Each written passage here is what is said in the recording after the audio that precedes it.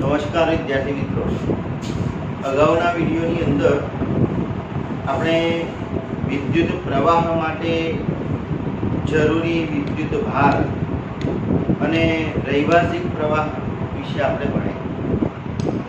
હવે પાછા થોડાક આગળ જઈશું. તો વિદ્યુત ભારને કારણે આપણને વિદ્યુત પ્રવાહ મળે તો વિદ્યુત પ્રવાહને જો આપણે વ્યાખ્યાયિત કરવો હોય તો આપણે શું કહી શકીએ? તો વિદ્યુત પ્રવાહ માટે એવું કહી શકીએ કે વિદ્યુત પ્રવાહ એટલે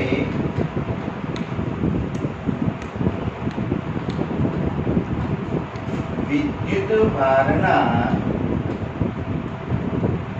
વહનનો દર.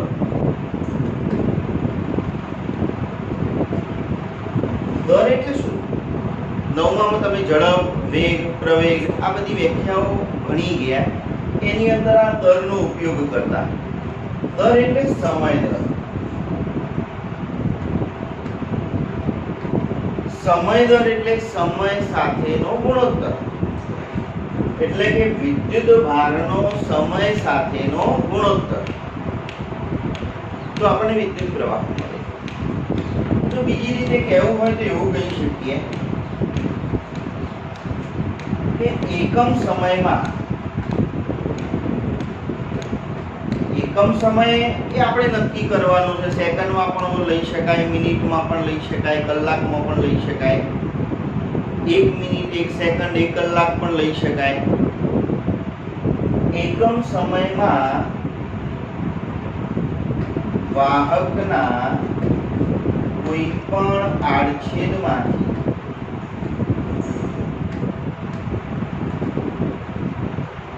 વહેતા વિદ્યુત ભારના ચોખ્ખા જથ્થાને વિદ્યુત પ્રવાહ કહે છે.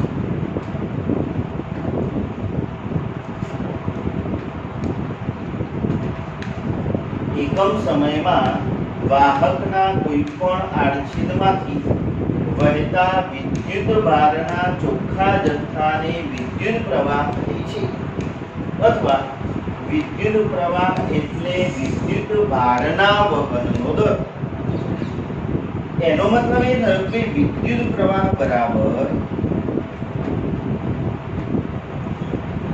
આપણે સૂત્ર આવું લખી શકીએ કે વિદ્યુત ભારના વહનનો દર સમય દર.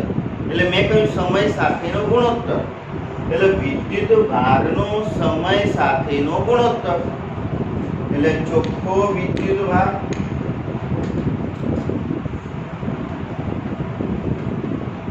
ભાગ્યા સમય.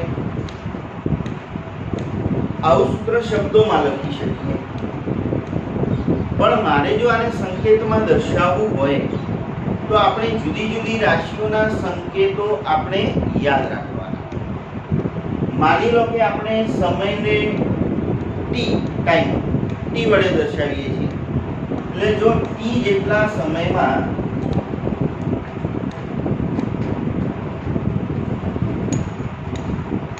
વાહકના કોઈ પણ આડછેદમાંથી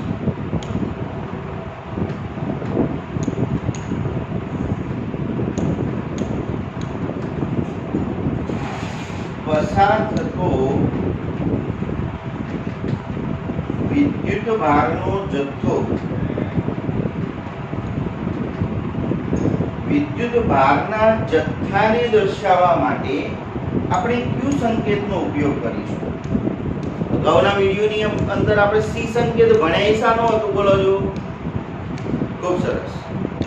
વિદ્યુત ભારનો એકમ કયો એકમ? કુલંબ. અને કુલંબની સંજ્ઞા સી હતી. અહીં આગળ આપણો વિદ્યુત ભારનો જથ્થો બતાવીએ છીએ અને એની સંજ્ઞા ક્યુ લઈશું આપણે. એટલે યાદ રાખવાનું મિત્રો સંજ્ઞાઓ.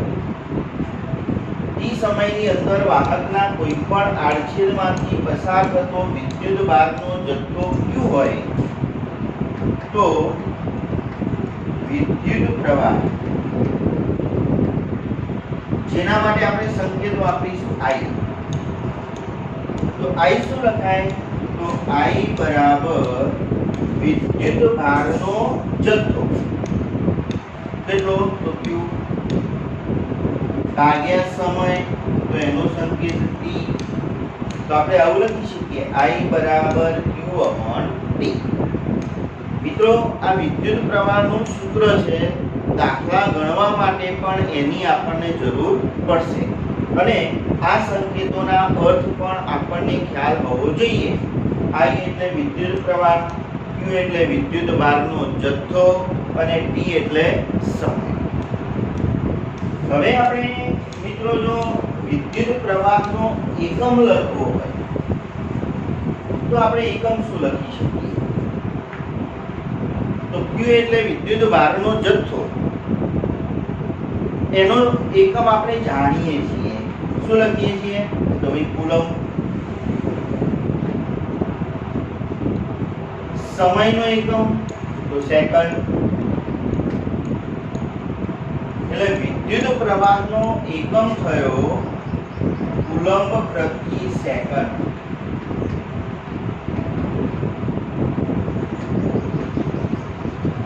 પણ એન્દ્રે એમ્પિયર નામના વૈજ્ઞાનિકની યાદમાં વિદ્યુત પ્રવાહનો SI એકમ એમ્પિયર આપેલું છે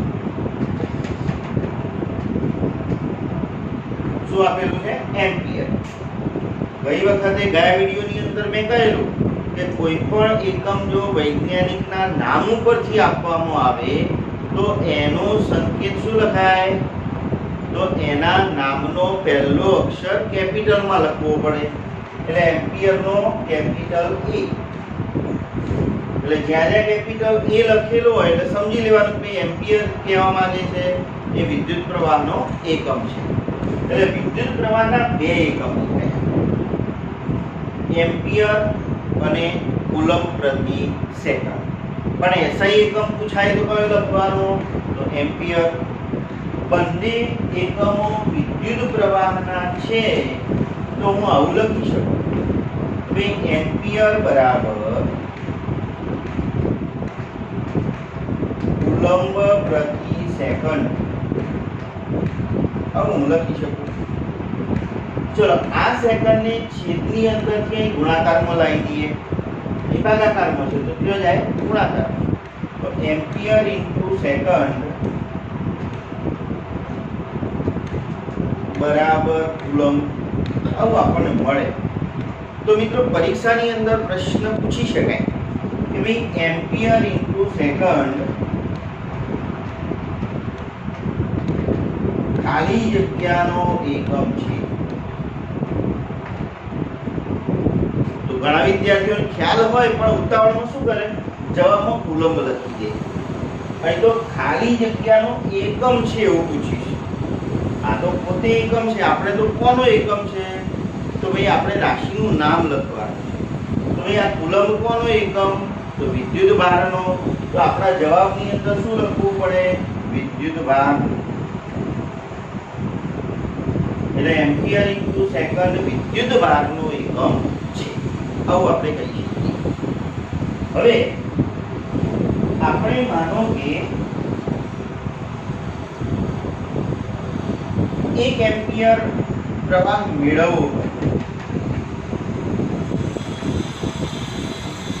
તો આપણને એક જવાબ ક્યારે મળે તો અંશ અને છેદ જો બંને સરખા લઈએ તો આપણને એક જવાબ મળે 5 કુલમ્બ 5 સેકન્ડ તો પણ એક મળે 10 કુલમ્બ 10 સેકન્ડ તો પણ એક મળે પણ આપણે જો આની વ્યાખ્યા લખવી હોય તો સરળતા ખાતર આપણે અહીં આગળ 1 કુલમ્બ લઈશું અને સમય આપણે 1 સેકન્ડ એક ભાગે એટલે એક જવાબ આપણને મળે હવે આની ઉપરથી જો મારે 1 એમ્પિયર વિદ્યુત પ્રવાહની વ્યાખ્યા આપવી હોય તો શું આપી શકાય તો આપણી જે પ્રવાહની વ્યાખ્યામાં ભણ્યા ભાઈ એકમ સમયમાં વાહકના કોઈ પણ આડછેદમાંથી પસાર થતા વિદ્યુત ભારના ચોખ્ખા જથ્થાને વિદ્યુત પ્રવાહ કહે છે। એના ઉપરથી જ આપણે આની વ્યાખ્યા પણ લખી શકીએ, પણ આપણે વિદ્યુત ભારનો જથ્થો આપણે કુલંબ લેવો પડે અને સમય 1 સેકન્ડ લેવો પડે, એટલે આપણે આવું કરીશું। 1 સેકન્ડમાં વાહકના કોઈ પણ આડછેદમાંથી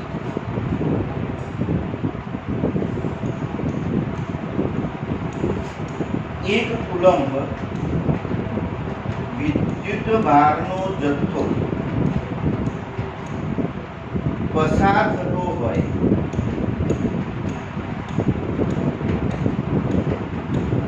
તો તે વાહકમાં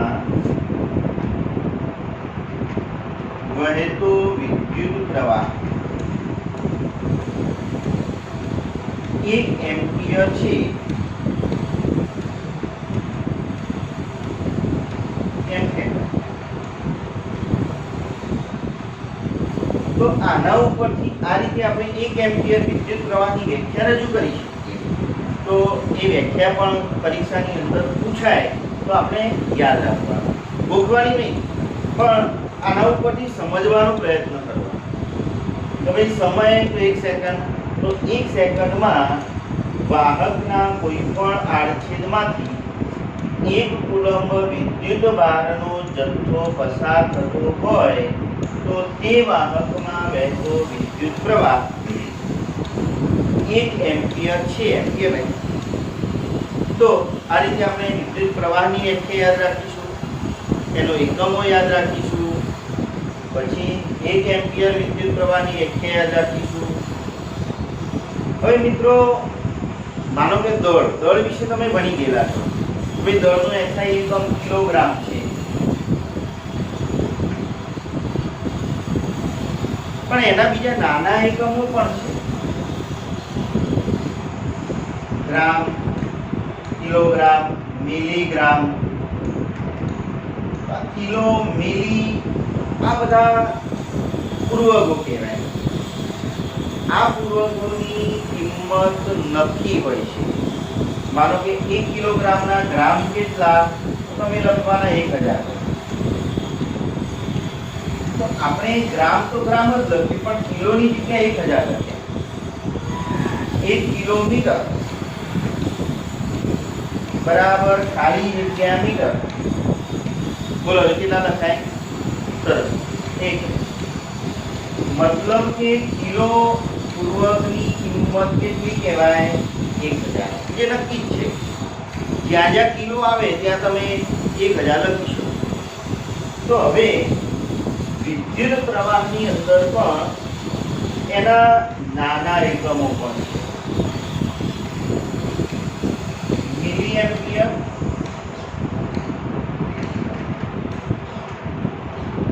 જેને આપણે સંકેતમાં MA લખીશું, માઇક્રો એમ્પિયર,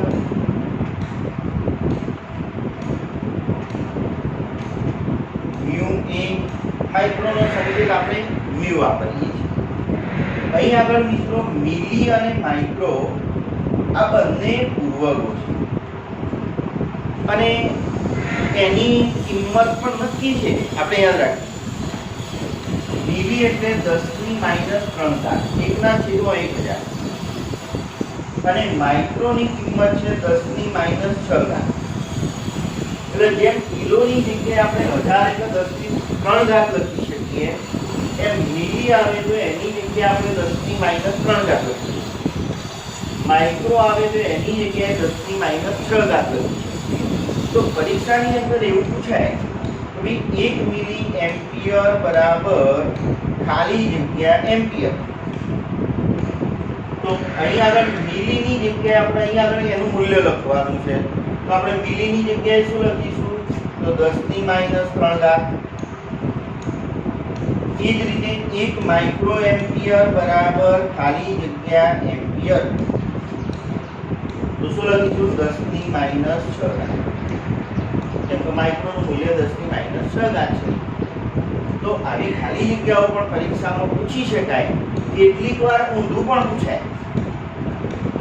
તો 1 એમ્પિયર બરાબર ખાલી જગ્યા મિલી એમ્પિયર, તો તો આપણે અહીંથી આને છેદમાં લાવી દેવાનો અને પછી અંશમાં લઈ જઈએ એટલે ઘાત એની થઈ જાય પ્લસ થઈ જાય એટલે 1 એમ્પિયર બરાબર 10 ની 3 ઘાત મિલી એમ્પિયર 1 એમ્પિયર બરાબર 10 ની 6 ઘાત માઇક્રો એમ્પિયર। તો આ રીતે આપણે એમ્પિયરનો એના નાના એકમો સાથેનો સંબંધ પણ દર્શાવી શકીએ। હવે આપણે કોઈ પણ પરિપથની અંદર જો વિદ્યુત પ્રવાહને માપવો હોય તો આપણે કેવી રીતે માપી શકીએ? તો વિદ્યુત પ્રવાહને માપવા માટે આપણે જે સાધન વાપરીએ છીએ એનું નામ એમીટર છે। એને શું કહેવાય? એમીટર। મિલી એમ્પિયરમાં માપવું હોય તો મિલી એમીટર વપરાય, માઇક્રો એમ્પિયરમાં માપવું હોય તો માઇક્રો એમીટર વપરાય અને એમ્પિયરમાં માપવું હોય તો એમ્પિયર એમીટર વપરાય। એટલે આ રીતે આપણે એમીટર દ્વારા વિદ્યુત પ્રવાહનું માપન પણ કરી શકીએ છીએ। ઓકે મિત્રો, આપણે એવું ભણી ગયા હવે વિદ્યુત પ્રવાહ મેળવવા માટે વિદ્યુત ભારનું વહન કરવું પડે। પણ મિત્રો, વહનની ક્રિયા એમને એમ તો થાય નહીં। ચલો એક આપણે વિચારીએ, આપણી પાસે માની લો કે 2 ટાંકી છે।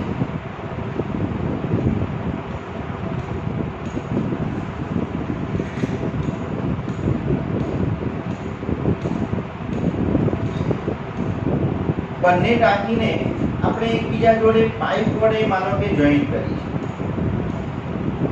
અને વચ્ચે એક વાલ્વ મૂકેલું છે। એક ટાંકી પાણીથી ભરેલી છે અને બીજી ટાંકી ખાલી છે। માની લો કે અહીંથી આપણે આ વાલ્વને ખોલી દઈએ તો શું થાય? કહો સરસ, ભરેલી ટાંકીનું પાણી ધીમે ધીમે ખાલી ટાંકી તરફ જશે। આ બધું પાણી અહીં જતું રહે? બોલો જો ના, કેટલું જાય? બંને ટાંકીની અંદર પાણીની સપાટી સરખી થાય ત્યાં સુધી જાય, પછી પાણીનું વહન થઈ શકતું નથી। તો શરૂઆતમાં કેમ ગયું? સરસ, ભરેલી ટાંકીની અંદર દબાણ વધુ હતું, ખાલી ટાંકીની અંદર દબાણ ઓછું છે એટલે પાણી વધુ દબાણથી ઓછા દબાણ તરફ વહન કરે છે। જ્યારે બંને ટાંકીની અંદર પાણીની સપાટી સરખી થઈ ગઈ પછી બંને ટાંકીનું દબાણ સરખું થઈ ગયું એટલે પછી પાણીનું વહન થઈ શકતું નથી। મતલબ કે દબાણનો જો તફાવત પેદા થાય તો આ વહનની ક્રિયા થઈ શકે। એનો મતલબ એ થયો કે આપણે વહન કરાવવું હોય તો દબાણનો તફાવત પેદા કરવો પડે। તો આપણે મિત્રો એવું ભણ્યા કે ભાઈ વિદ્યુત પ્રવાહ મેળવવો હોય તો વિદ્યુત ભારનું વહન કરવું પડે અને વિદ્યુત ભારનું વહન કરવા માટે વિદ્યુત દબાણનો તફાવત પેદા કરવો પડે।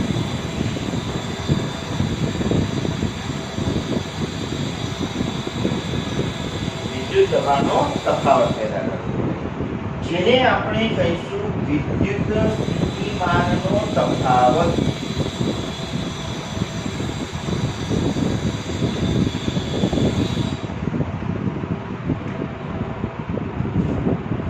પણ મિત્રો, વિદ્યુત સ્થિતિમાનનો તફાવત સમજતા પહેલા આપણે વિદ્યુત સ્થિતિમાનને સમજવાનો પ્રયત્ન કરીશું। આપણે એવું ભણી ગયા કે ભાઈ વિદ્યુત ભારો વચ્ચે આકર્ષણ અપાકર્ષણ બંને થઈ શકે। જો સમાન વિદ્યુત ભારો હોય તો અપાકર્ષણ થાય અને અસમાન વિદ્યુત ભારો હોય તો આકર્ષણની ક્રિયા થાય। માની લો કે સમાન વિદ્યુત ભારો હોય અને બંને વચ્ચે અપાકર્ષણ થતું હોય, એકબીજાથી દૂર જવાનો પ્રયત્ન કરતા હોય, પણ જો આપણે એને એકબીજાની નજીક લાવવા હોય તો આપણે એની ઉપર કાર્ય કરવું પડે. એનાથી ઉલટું અસમાન વિદ્યુત ભાર હોય, બંને વચ્ચે આકર્ષણ થતું હોય, બંને એકબીજાની નજીક આવવાનો પ્રયત્ન કરતા હોય અને આપણે જો એને એકબીજાથી દૂર લઈ જવા હોય તો પણ આપણે કાર્ય કરવું. તો આપણે વિદ્યુત સ્થિતિમાનને જો કહેવું હોય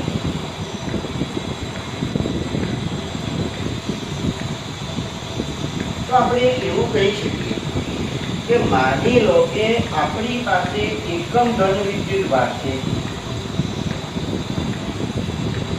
મિત્રો, ખગોળશાસ્ત્રની અંદર ઘણું બધું દૂર હોય એને આપણે અનંત અંતર કહીએ છીએ, પણ ભૌતિક વિજ્ઞાનની અંદર આપણે જે જગ્યાએ પ્રયોગો કરતા હોઈએ ત્યાંથી થોડુંક દૂર હોય એને આપણે અનંત અંતર કહીશું. આપણી પાસે આ એકમ ધન વિદ્યુત ભાર છે એમ માની લઈએ. અહીં આગળ આપણું આ વિદ્યુત ક્ષેત્ર છે. 9મા ધોરણની અંદર તમે 3 શબ્દો ભણી ગયા: વિદ્યુત ક્ષેત્ર, ચુંબકીય ક્ષેત્ર અને વિદ્યુત ચુંબકીય ક્ષેત્ર. વિદ્યુત પ્રવાહની અસર જેટલા વિસ્તાર સુધી હોય એટલા વિસ્તારને આપણે વિદ્યુત ક્ષેત્ર કહીએ છીએ. તો માની લો કે આ આપણું એક વિદ્યુત ક્ષેત્ર છે. એકમ ધન વિદ્યુત ભાર એ વિદ્યુત ક્ષેત્રથી થોડાક અંતરે છે જેને આપણે અનંત અંતર કહીશું. તો વિદ્યુત સ્થિતિમાનને સમજાવવું હોય તો એવું કહી શકીએ: એકમ ધન વિદ્યુત ભારને અનંત અંતરેથી આપેલા વિદ્યુત ક્ષેત્રના આપેલા બિંદુએ લઈ જવા માટે કરવા પડતા કાર્યને તે બિંદુ આગળનું વિદ્યુત સ્થિતિમાન કહે છે.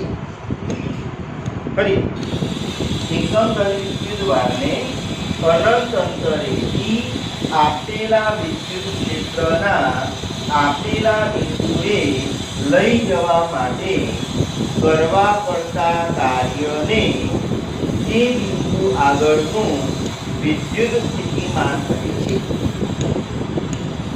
તો વિદ્યુત સ્થિતિમાન બરાબર આપણે આવું લખીશું. આપણે કાર્ય કરવું પડ્યું તો કરવું પડતું કાર્ય ભાગ્યા વિદ્યુત ભાર. જે આપણે એકમ ધન વિદ્યુત ભાર લીધો. હવે જો આપણે વિદ્યુત સ્થિતિમાનનો તફાવત સમજાવવો હોય તો એના માટે ફક્ત થોડોક જ ફેરફાર કરીશું. કે માની લો કે આપણી પાસે એક વાહક તાર છે. આ એનો એક છેડો A, આ એનો બીજો છેડો B. તો આ જ વસ્તુની વાત અહીં કરવાની છે. માની લો કે આપણી પાસે એકમ ધન વિદ્યુત ભાર બિંદુ A આગળ છે. આને અહીંથી ખસેડીને બિંદુ B સુધી લઈ જવું છે. તો એના માટે જે કાર્ય કરવું પડે એને આ બે બિંદુ વચ્ચેના વિદ્યુત સ્થિતિમાનનો તફાવત કહેવાય. તો મિત્રો એવું કહી શકીએ વ્યાખ્યા આપણે: એકમ ધન વિદ્યુત ભારને બિંદુ A થી B સુધી લઈ જવા માટે કરવા પડતા કાર્યને તે બે બિંદુ વચ્ચેનો વિદ્યુત સ્થિતિમાનનો તફાવત કહે છે. તો વિદ્યુત સ્થિતિમાનનો તફાવત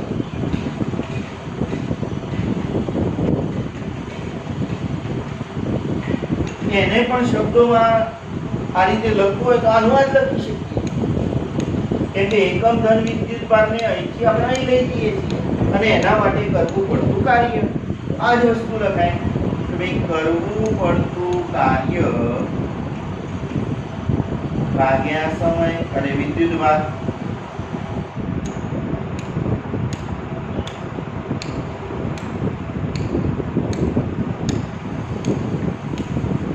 મિત્રો, વિદ્યુત સ્થિતિમાન હોય તો વિદ્યુત સ્થિતિમાનનો તફાવત હોય એને આપણે સંકેતમાં V વડે દર્શાવીશું. એટલે વિદ્યુત સ્થિતિમાનનો તફાવત એટલે V બરાબર કરવું પડતું કાર્ય. નવમાં આપણે ઉપયોગ કરી ગયા કાર્યનો સંકેત W, વિદ્યુત ભારના જથ્થાનો સંકેત Q. તો મિત્રો વિદ્યુત સ્થિતિમાન અથવા વિદ્યુત સ્થિતિમાનના તફાવતનું સૂત્ર આપણે આવું લખી શકીએ V બરાબર W/Q. હવે આપણે જાણીએ છીએ કે W કાર્યનો એકમ શું તમે નવમાં ભણી ગયા તો જૂલ. વિદ્યુત ભારનો એકમ ભણી ગયા કુલંબ. આનો મતલબ એ થયો કે વિદ્યુત સ્થિતિમાનના તફાવતનો એકમ થયો જૂલ પ્રતિ કુલંબ. પણ મિત્રો એલેક્ઝાન્ડ્રો વોલ્ટા નામના વૈજ્ઞાનિકની યાદમાં વિદ્યુત સ્થિતિમાનના તફાવતનો એકમ વોલ્ટ આપેલો છે. એ SI એકમ જેને પણ આપણે V વડે દર્શાવીએ. તો એનો મતલબ વિદ્યુત સ્થિતિમાનનો તફાવત અથવા વિદ્યુત સ્થિતિમાન એના બે એકમો થયા જૂલ પ્રતિ કુલંબ અને વોલ્ટ. તો આપણે આવું લખી શકીએ વોલ્ટ બરાબર જૂલ પ્રતિ કુલંબ. તો મિત્રો આ કુલંબને ભાગાકારમાંથી ગુણાકારમાં લાવી દઈએ તો એવું કહી શકાય કે વોલ્ટ ઇન્ટુ કુલંબ બરાબર જૂલ. તો વિદ્યુત પ્રવાહમાં ભણ્યા એવો જ પ્રશ્ન અહીં પણ બની શકે. વોલ્ટ ઇન્ટુ કુલંબ ખાલી જગ્યાનો એકમ છે. કોનો એકમ છે? હવે બોલો. સરસ, કાર્યનો એકમ. કેમ કે જૂલ કોનો એકમ? કાર્યનો. તો વોલ્ટ ઇન્ટુ કુલંબ કોનો એકમ થયો? કાર્ય. હવે મિત્રો 1 એમ્પિયરની જે વ્યાખ્યા આપેલી એવી જ રીતે જો મારે 1 વોલ્ટ વિદ્યુત સ્થિતિમાનના તફાવતની વ્યાખ્યા આપવી હોય તો આપણે આ બંનેને સરળતા ખાતર એક લઈશું. એવું નહીં કે બંને સરખા લઈએ તો પણ એક જ જવાબ મળવાનો. 1 વોલ્ટ વિદ્યુત સ્થિતિમાનના તફાવતની જો વ્યાખ્યા આપવી હોય તો આપણે એવું કહી શકીએ કે 1 કુલંબ વિદ્યુત ભારને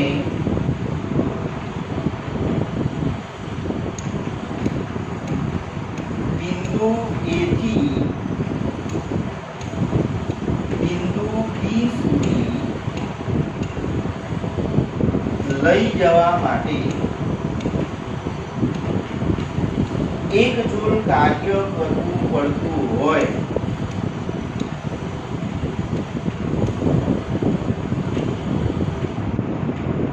તો તે બે બિંદુ વચ્ચેનો વિદ્યુત સ્થિતિમાનનો તફાવત 1 વોલ્ટ છે એમ કહેવાય.